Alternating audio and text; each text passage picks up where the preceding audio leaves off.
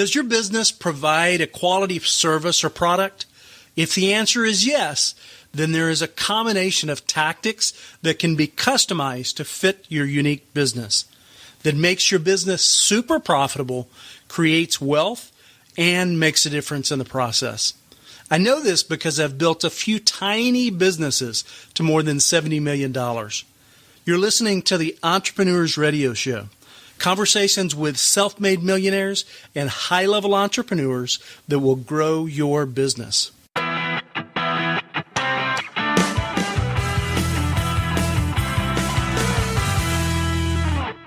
Hey, it's Travis Lane Jenkins. Welcome to the Entrepreneurs Radio Show, a production of RockstarEntrepreneurNetwork.com. Today I'm going to introduce you to the brilliant Sheevaun Moran. Although, before we get into the show, I'm going to do something a little different. So let's go over a couple of things first. I like to shake things up. Now, you may not know this. Actually, very few people know this. I record a lot of the shows in advance. As an example, I may record 8 shows over a 2-week period and then produce them all and take a couple of months off, as an example, right? And then just basically rinse and repeat when I catch up to the episodes, which is this episode. So first of all, I want to say that I'm super excited to be back with you. It's been so long, even though maybe to you, it's like we've talked just last week, right? Or whenever you listen to the last episode. Although for me, it's been 8 weeks. So first of all, I have to tell you that one of the reasons that I'm excited to be back is, number one, it's my favorite time of the year. I love fall. It's, I just love the cool weather. I love the holidays. I love the attitude. I love everything about it.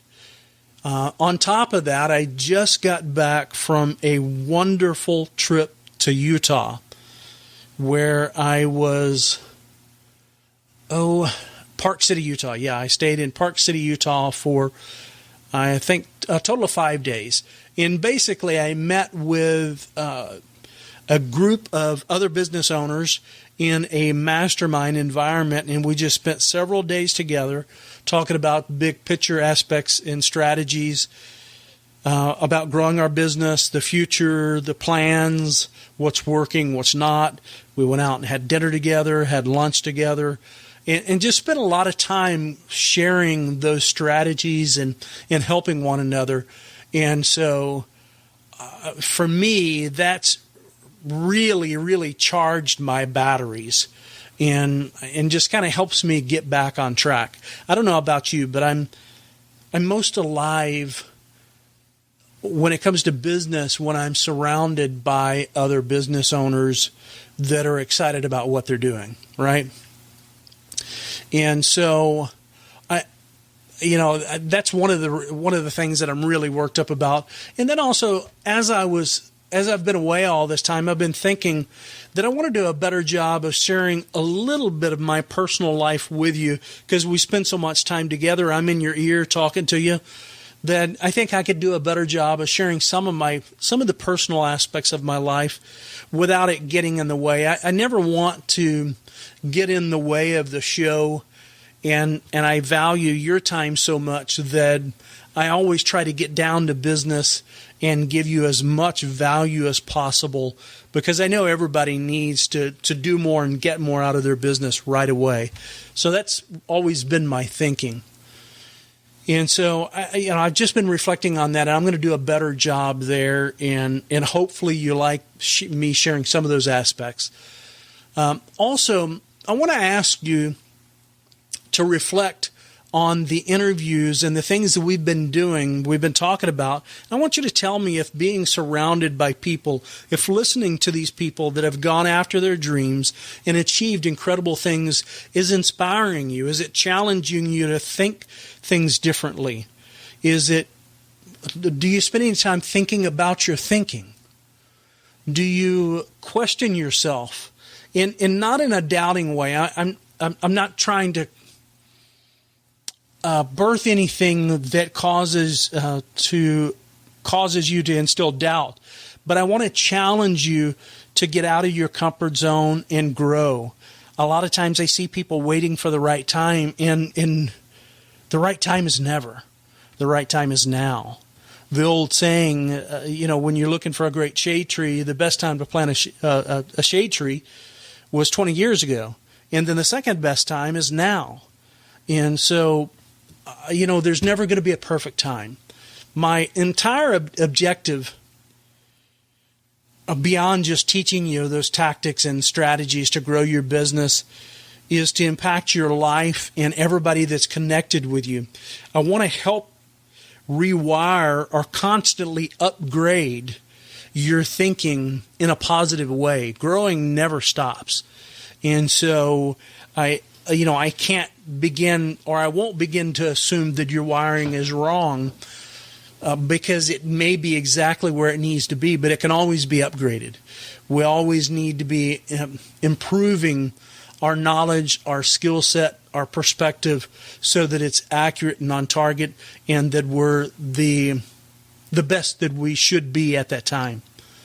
Now, on another note, something that I've been thinking about, and I've mentioned it casually a few times, is I'm going to change things up a little bit. I enjoy the interviews that we've been doing, and hopefully it's been valuable to you.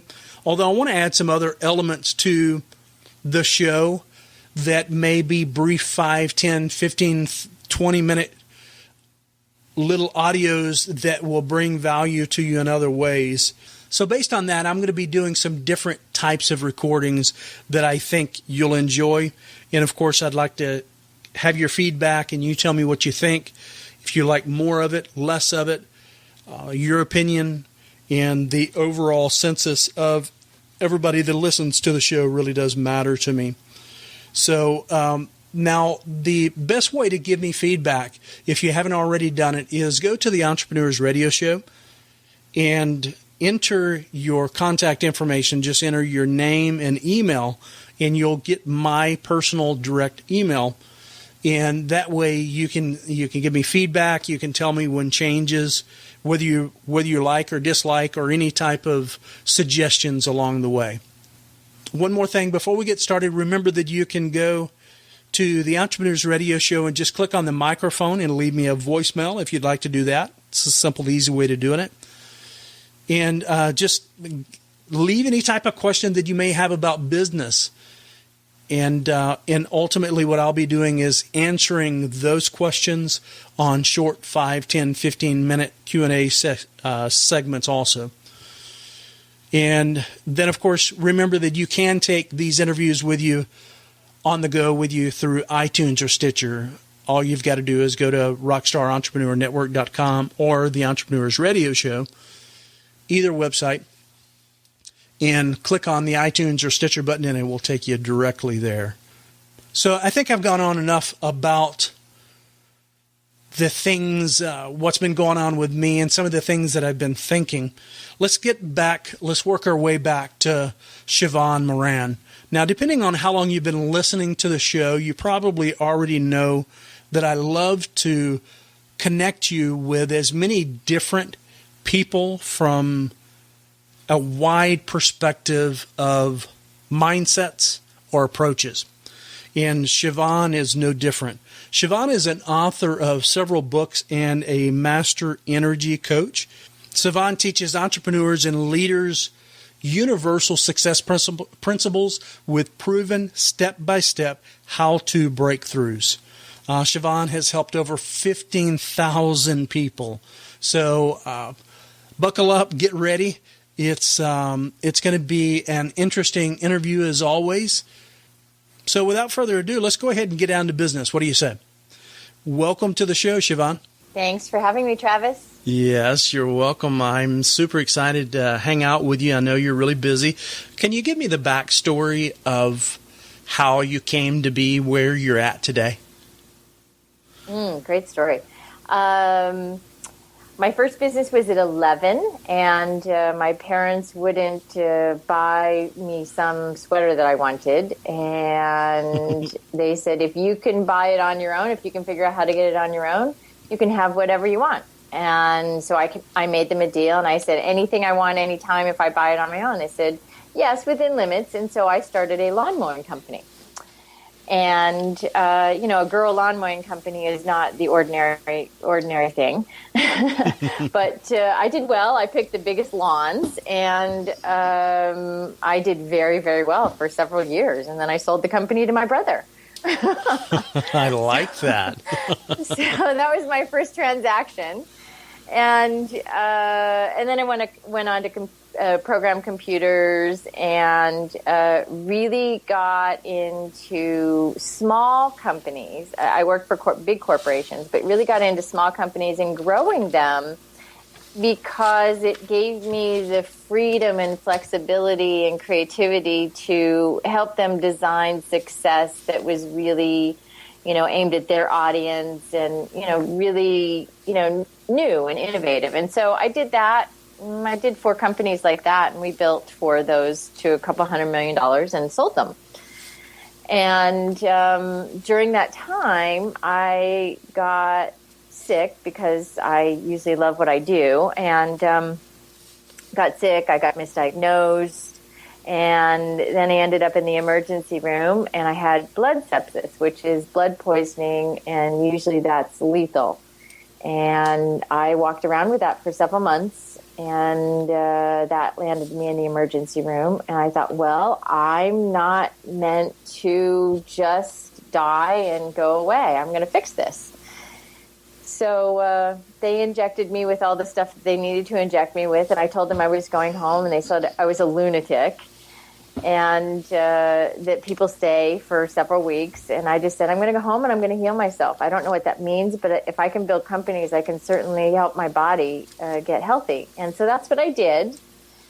And what I really started to think about was how there are certain processes and flows and techniques that help a business grow, and those same processes and flows and techniques actually help a body stay healthy. And so I started playing around with that, and then I got better, and then I started applying it to the business that I was in at the time, the company I was in at the time, and then sales started just skyrocketing.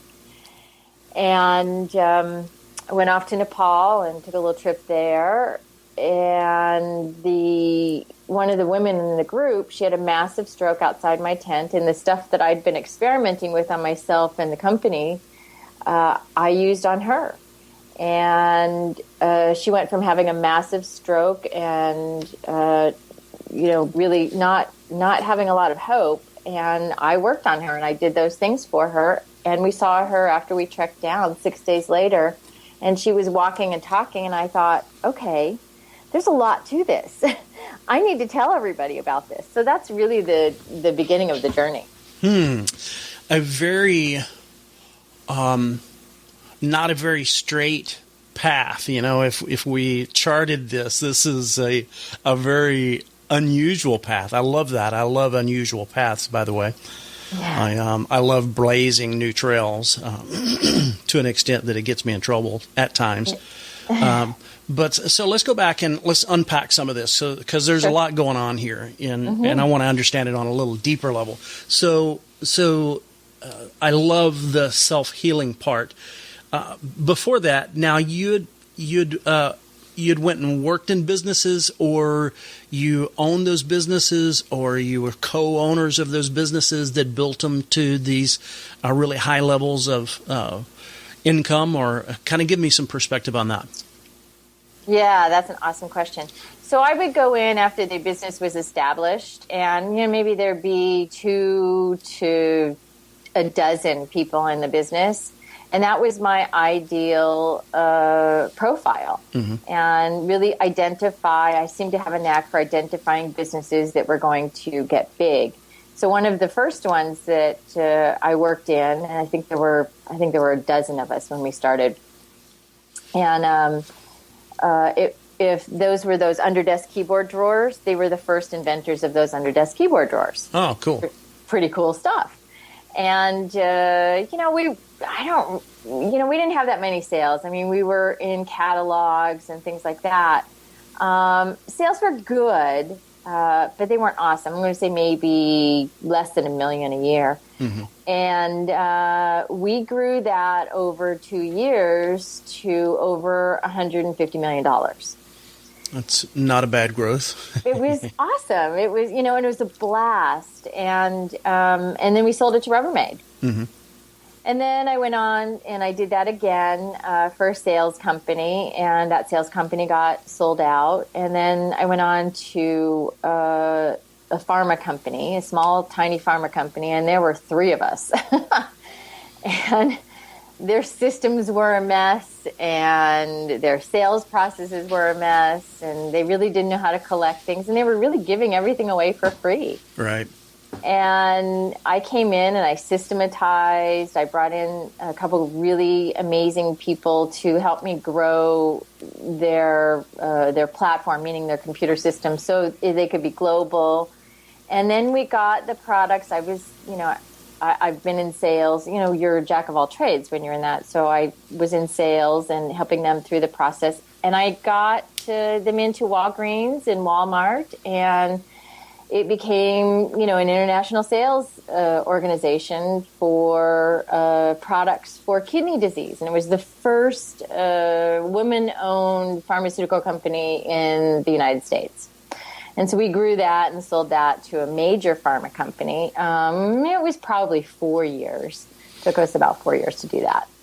And then I went on to do another one, and that one got sold to UPS. So that's kind of been my trajectory. So that's really cool. Were you in the consultant role each time, or did you have some fractional ownership? Or yeah, I had partial ownership. I would often start as a consultant. Sometimes I would start as an employee, and I had a friend who worked for Apple and just said, ask for a piece of the action.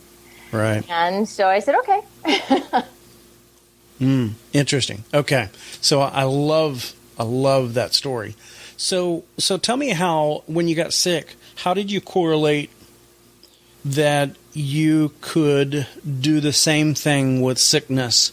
And for me, I believe it's focusing your energy on solving the problem, because I've gone through something very similar in my own life. But so what was the correlation that you saw that you could take control of with your health?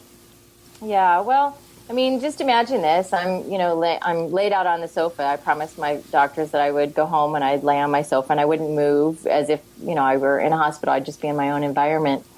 And, people would come and help me. And, you can only watch so much television, read so many magazines and books. And then I just laid there and I just kind of stared out the window and thought, well, how does the body work? You put a Band-Aid on it, but it's not the Band-Aid that heals it. And I, started really just thinking about how I have had sensitivities and how I've had intuitions and how I've been, listened to different people over the course of time that have said different things about their bodies and told stories. And so all those things just started filtering in. And one of those stories was I had been married, and he had said that his grandmother took him to the river, or took him to the ocean after he had gangrene in his leg. And she had him stay there all day long. And he woke up the next day, and I remember the story. He woke up the next day, and he didn't have gangrene anymore. I started thinking, I was like, well, I should just go to the ocean. Well, I live at the ocean. Well, why don't I just go there? So I just started thinking, well, the ocean has healing properties, and it just really just started getting my mind working. And I thought, well, if I can help somebody transform a problem into a solution in an organization, I can certainly imagine that's got to apply to the body. So that's really the line of thinking I went through. For me, I've went through something similar, and every time I look back after I go through the problem, there's been several times where I just say, I don't understand that, and I shut off my thinking, and the conclusion is I don't understand that, and I just leave it in a little box. the box of I don't understand that. And then as I've grown and evolved and I've solved multiple problems, I've come to the realization that everything that I've ever encountered has a logical step that it unfolded and a logical way to fold it back up or eliminate it, right? Mm-hmm. And so as long as I don't file it in the box of, well, I don't get this, this is over my head, and I spend the time and effort in drilling down deeper and kind of reverse engineering what's going on here, I normally empower myself to get to the root of the problem. Mm-hmm. And I hear a little bit of that going on in your story. Is that accurate? Does that make sense to you? Yeah. So here's a little bit more of that story. Is before all of this occurred, during a piece of this process, I was married and my husband died suddenly, and a woman. And I'm not glossing over it because it's a big part of the story, but the big part of that story is a woman who is a friend of my dad said, now's a time when you don't know what is to come for you, and you need to just say yes to everything. And so that was the genesis of everything, is just keep saying yes. And I've been saying yes for a long time since.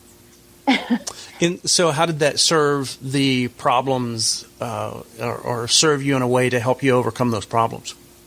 To ensure that I would say yes, that it's possible I could do this, and really just yes to an inner knowing, because what you just said is, you put it into a box, and it was just say yes to an inner knowing and go and do that. Oh, okay. Yes to an idea and go and see if you can formulate that or make that happen.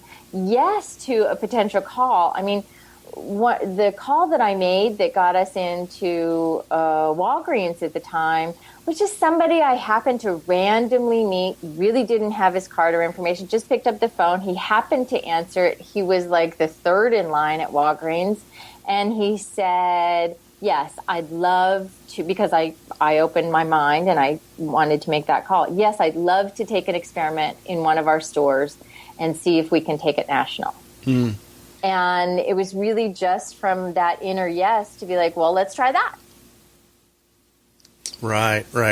And so thinking deeper down into the story, I agree with you on many levels that success, whether it be with health personally or professionally, health on one level, or personal issues or professional level things, it's, how do I want to say it? It's staying in constant action. And so I think that's a kind of the alignment with what you're saying with yes, just constantly moving forward. When you say no, it stops the progress and you can't really move forward. Is that fair? Am I understanding that right? It's more like, yes, let's figure it out. Yes, that's a possibility. And here's a great lesson. A great lesson from the man who actually taught me the energy stuff to help my body after I got healthy. We were at dinner. There were, I don't know, a dozen of us or so, and food kept coming after we were full. Mm-hmm. And we're like, please stop. And it just kept coming and coming and coming and coming. And it was like, what the heck is going on? And then I looked around and I was like, oh, you guys, listen to this principle. Just say yes without saying no, and say yes and yes, thank you, and I'm full. And that's when the food stopped. So we didn't say no. We said yes, we said thank you, and we got really clear on what was occurring in the moment is, yeah, we were full. Please stop bringing food. And it was still a yes without being a harsh shutting down and, pivot. I'm reflecting here because you're challenging me. I think on many levels we're saying a lot of the same things, although you're challenging me to look at it from a different perspective. And I like that. So forgive me for going over it and over it, because I have a deep desire to understand and to constantly grow, right? Mm-hmm. Awesome. Congratulations. Yeah. And so that's why I keep going over this. So take me down the path of, you said that the same thing that you did for yourself, you applied to this lady that had a stroke. So tell me more about that. Sure. So there are certain, you used a word a few minutes ago, that isn't a commonly held word in the business language set, but I'm going to dive in there for a moment. And that's the word energy. And effectively, if we don't have energy, our body gets sick. That's law. I mean, it's just human body law.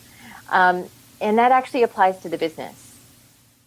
And there are certain energetic tools and techniques, just like there are, sales processes and revenue evaluations, etc.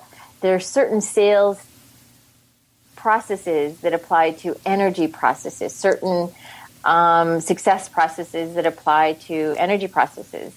And those two have been really wide and far apart. And so the principles that apply to a human body and their health require a certain level of energetics. So I'll just use this as an image for everyone.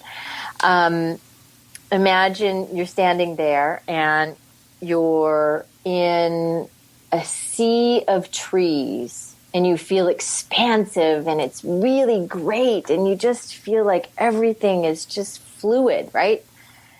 Then imagine you go into a city environment and you're really compressed and you have no personal space.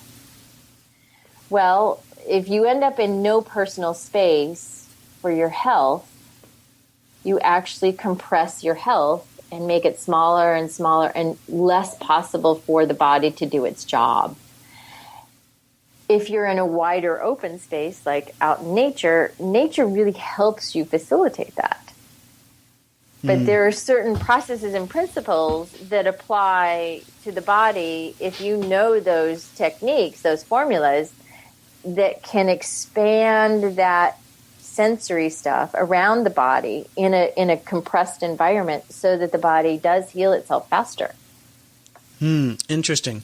I think when I get in a compressed environment like what you're explaining, I noticed, because I'm interested in psychology and how people act and how we react and all those other things. And so I'm constantly thinking about how I'm thinking and how I'm feeling. Mm-hmm. And just from an observational standpoint.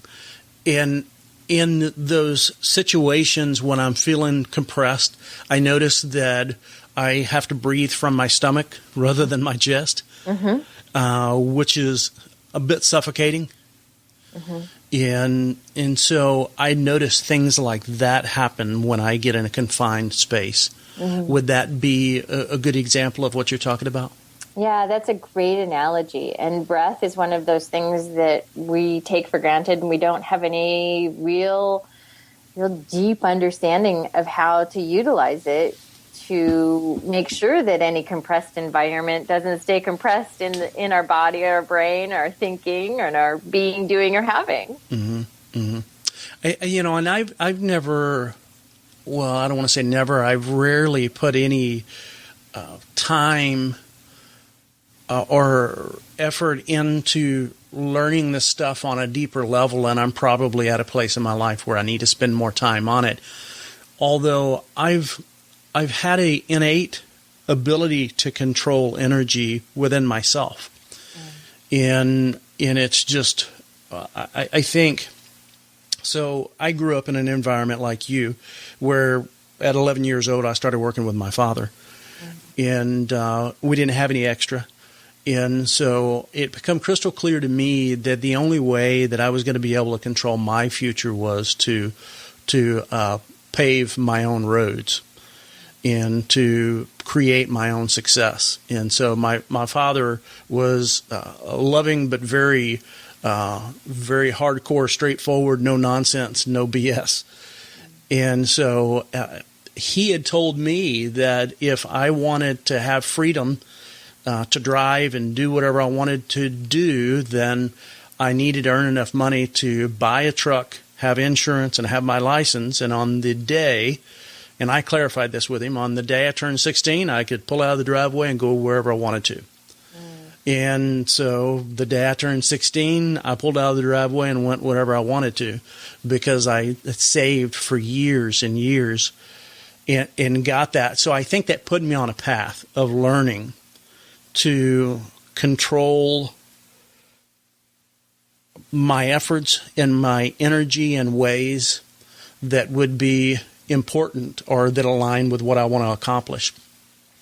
Later in life, as I had some health issues, I thought I was always in good health, and I started having some health problems. And I went to a doctor, and she said, "Travis, if you weren't sitting in front of me, I would say you wouldn't be able to get out of bed."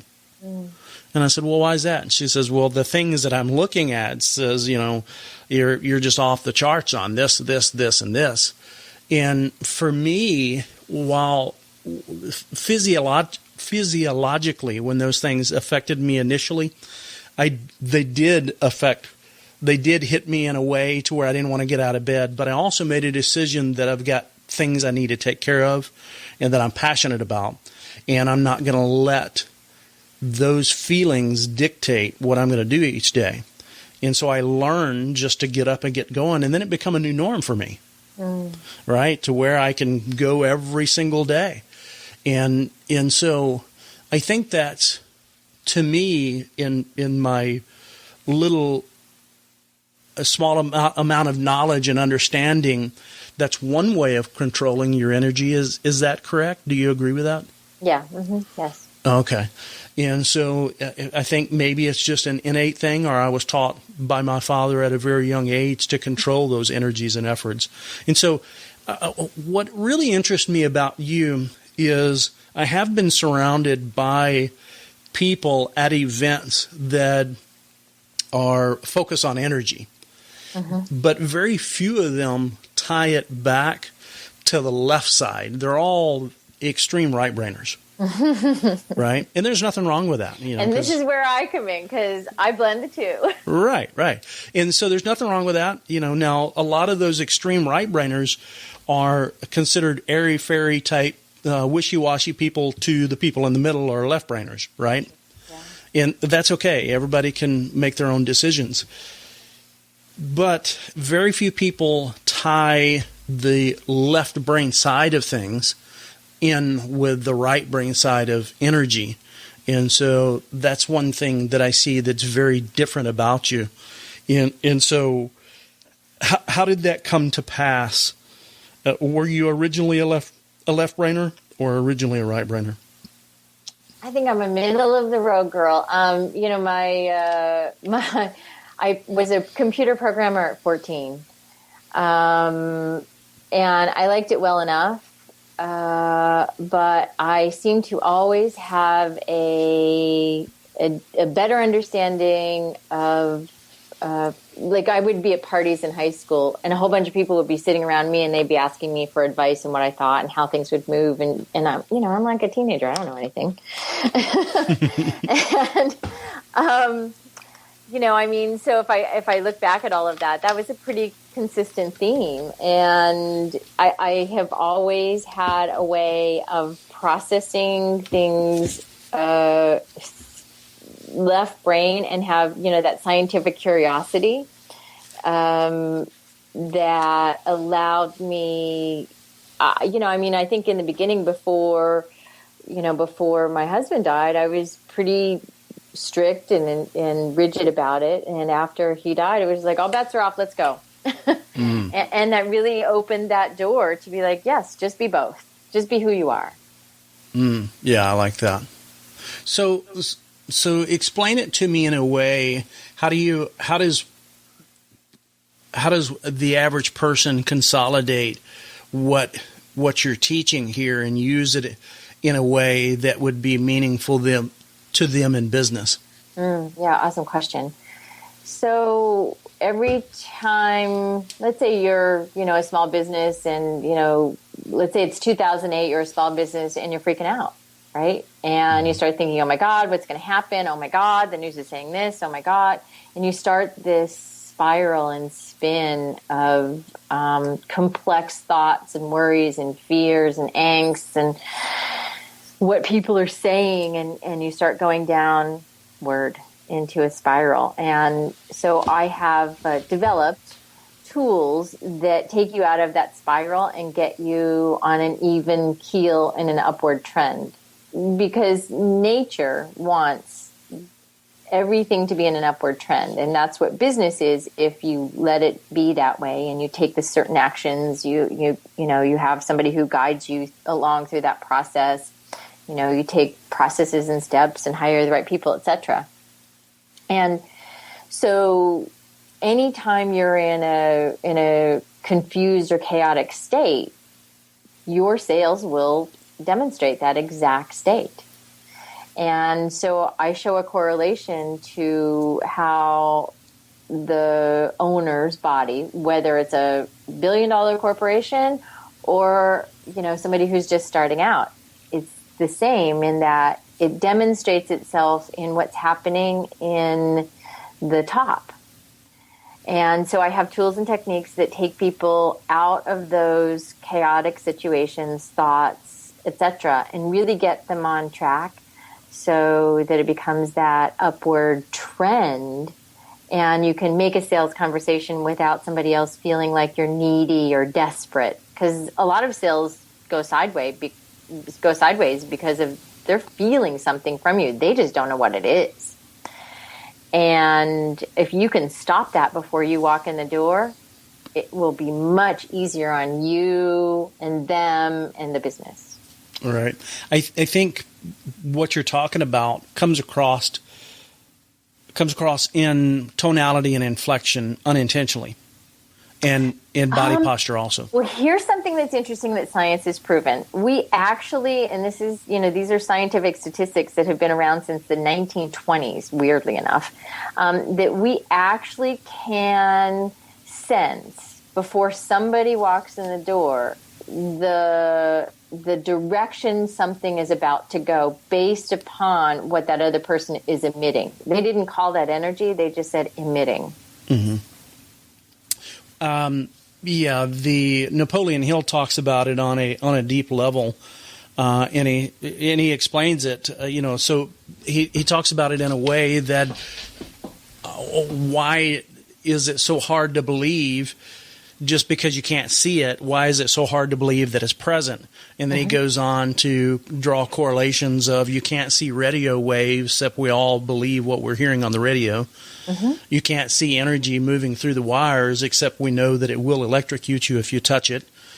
And so, and then even there's other brilliant writers that have written on the topic of that, there's channels of ideas and thoughts that are not necessarily unique to you as much as they're existing and you tap into them. And I think that may be the perspective that you're talking about there. Yeah, I mean, that is certainly one of them. It's really, we're conditioned to what is going on in front of our eyes, and the tables, the chairs, the desks, the cars, etc. That's what we're conditioned to be present to. And if you look at any quantum physicist or any physics professor, they talk about 99% of our world is unseen. And the mind says, no, that's not possible. Well, it's just because we've been trained to believe that that's true. So if you have a child and you look at that child, particularly the first 2-3 years, what are they looking at? They certainly don't have cognitive function. What are they looking at? They're really interacting with the energetics of the parent or the surroundings. And so it's really about taking all of those concepts and applying them in a very strategic and very formulaic manner. So it applies to all pieces of life, mainly the business, because what occurs is if you're in business or you're a leader in any way, eventually you're gonna bump into this. It's just going to be languaged in a different way that's safer for you. And so I came across this in a way and started thinking, well, people are talking about it. They're just not ever really saying what it is. And I'm just going to say what it is because it's there all the time. And if I can language it in a way that makes it really practical, really simple, and really usable out in the day in and day out world, then I've done my job. Well, so language it. I mean, give me some of that language because the real world is 99% unseen. Now, I don't know if that doesn't ring true for me, but of course, I don't know what I don't know. It's okay. And so, I do realize that there's got to be just so much more that I'm aware of. I'm going to use Steve Jobs as a great example. So if you look at him after he got ousted from Apple, he went inward and tried to figure out what was going on. And, other than beating himself up and everyone else around him, he went inward to find out what he could do differently and where his talents were most useful. Mm-hmm. And, then he ended up in Pixar and, playing in that realm. And that was awesome. But if you look at there's a seminal video from the early 90s before he came in as interim, the real interim CEO. And you can hear him describing the iPhone and the connectivity that needed to happen. And there were going to be applications that other people developed, and we needed to be a collaborative environment. And we didn't really know how it was all going to come together as a glue and as one platform so it would be deliverable out to the planet. But here you are, 10 years later, and then you have the first iPhone, which has apps on it. And so that's taking the unseen into the scene and working with technology because it couldn't generate enough functionality and enough electricity or enough energy to run it before they had discovered certain elements in the earth that they could put together inside the iPhone to make it do all of these things that it does today. Mm. Yeah, Dan Sullivan says make it up and then make it real. Yeah, and when I was in Houston the other day, and I was talking with a guy who came by my booth. He's a top salesman at one of the oil companies. And we got into a conversation about sales, and I said, why do you do what you do? And he said, I'm so intrigued by the whole process. And I said, what do you mean the whole process? He said, because I can't see. I don't know. It's fascinating that we can put a pole into the earth and we can pull something out and it can run all of these vehicles on top of the earth. That is the unseen world that fascinates me. And it's everywhere in front of us, but we're not applying it in the same way. Interesting. Yeah, that's a great example of what you were talking about. So bringing this back to everyday small business owners, how do I take some of the things that you've discovered and make an impact in my business? Great question. So have you ever been in a conversation with somebody and you felt that you really just needed to walk away and end it, yet it kept repeating in your head? Yes. Okay. So the words walk away are accurate. However, the energetics continue to play out, just like exhaust from a car down the road, right? So there's actually a trail of energetics that continue. and to learn how to disconnect that energetic and cut that connection so that that internal dialogue stops because it's no longer relevant. That's one tool we have. We have a book download on my main website, SheevaunMoran.com, and it has the 5 essential energies to success. And those techniques are in there. And I give them away because they saved my life. They saved a lot of sales conversations, and they've helped thousands of businesses all over the world. And it's really about how do you disconnect that in a way that is tangible and makes sense and will yield a result in your bottom line. Interesting. And so can you go now? Of course, what we'll do is we'll drive people to that where they can download it and read it. Is it a giveaway? Did you say it is a giveaway? Yes. Okay. Okay. So can you go a little deeper into that? Sure, absolutely. So, you ever heard? How many times have you heard that's taking so much rent in my in my brain? Did you ever hear that conversation? Yes. Okay, great. So, if that is taking so much rent in your brain, how much time is that taking away from what you're here to do, or how you're here to serve or grow your business? How much time would you imagine? Well, depending on what it is, I've let things take 50% of my productivity away because it owns way too much space in my brain. Nice. So if you're able to get even just 25 of that 50% back, is that worth it? Sure. Yes. Exactly. So that disconnection technique that's in that book, that can give you up to 90% of that back. That's how powerful it is.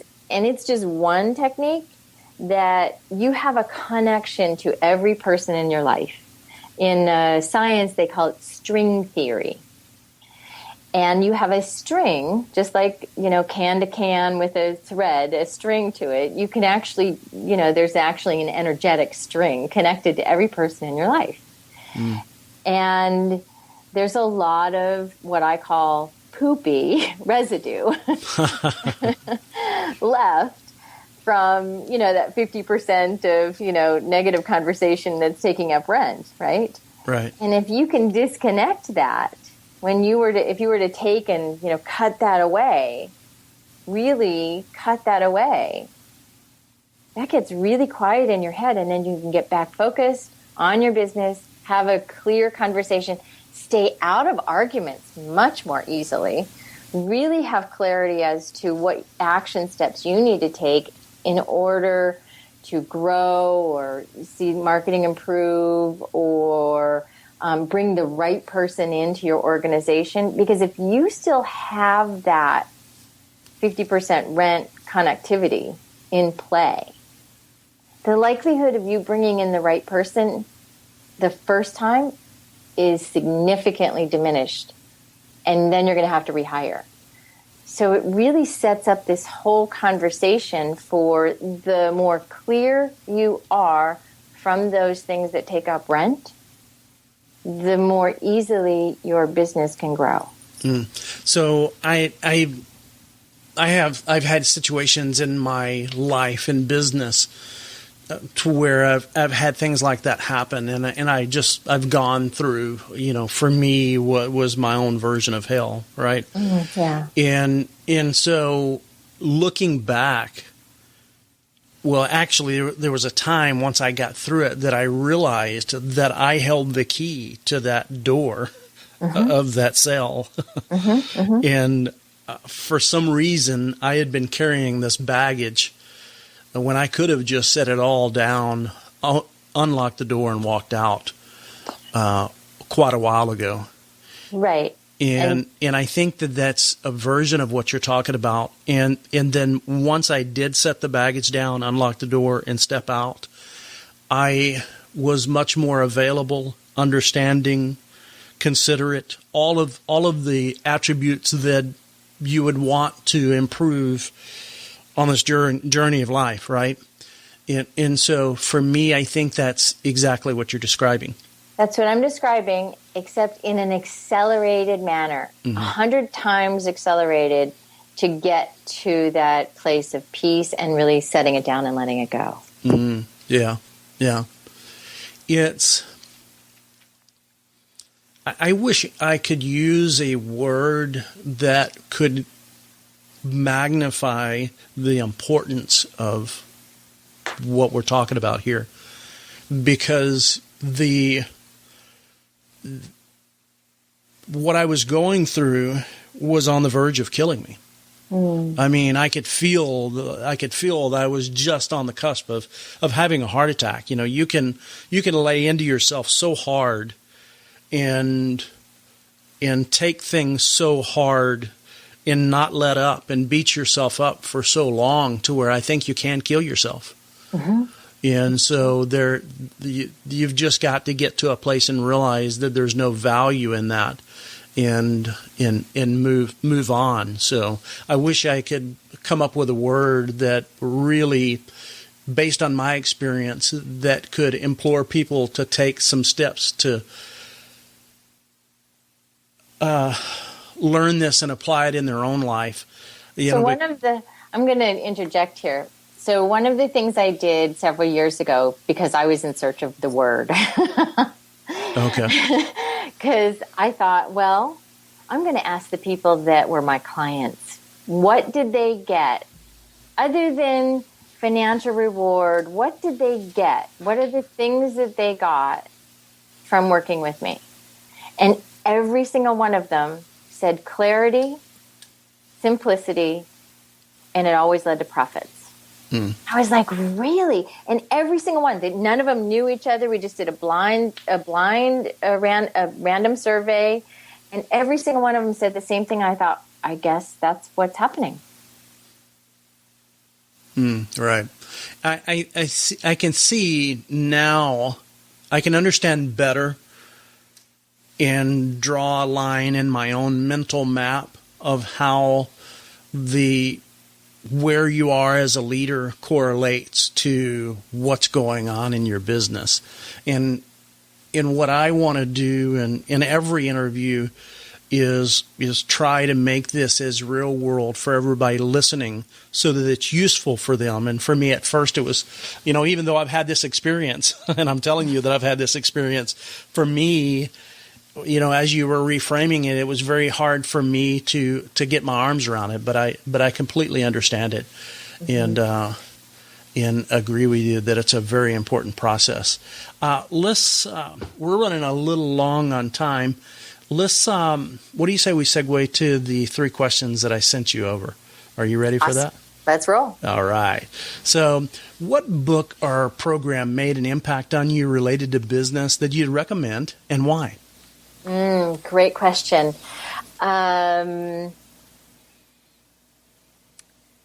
name, I can see the color. Oh my goodness. Don't sweat the small stuff. Everything is small stuff. Oh yeah? And that's a book? Yes. Don't sweat. You know what? I think I recognize that now that I think about it. A book that I think you would really love, you may have already read it, is The Man Who Tapped the Secrets of the Universe. I haven't, no.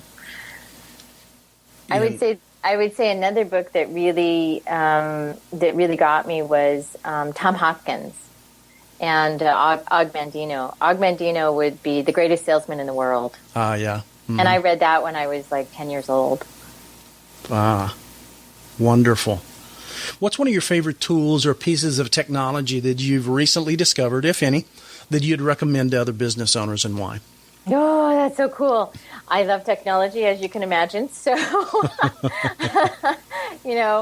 I would actually say Facebook marketing. How ludicrous is that? But I get it. And there is a process to that, and it's so dialed in. If you really understand it, you can make magic in your business. I know that's right. What quote would best summarize your belief or attitude in business? I would say that it's the more peaceful you are, the more prosperous you are. And it's when you're peaceful and prosperous, the clarity and the simplicity of the leader is the clarity and the results of the team. I like that. One out of left field. That's something that I didn't send you, but I'm going to throw you a last-minute curve, okay? Do you have any special superpowers that you can share with us?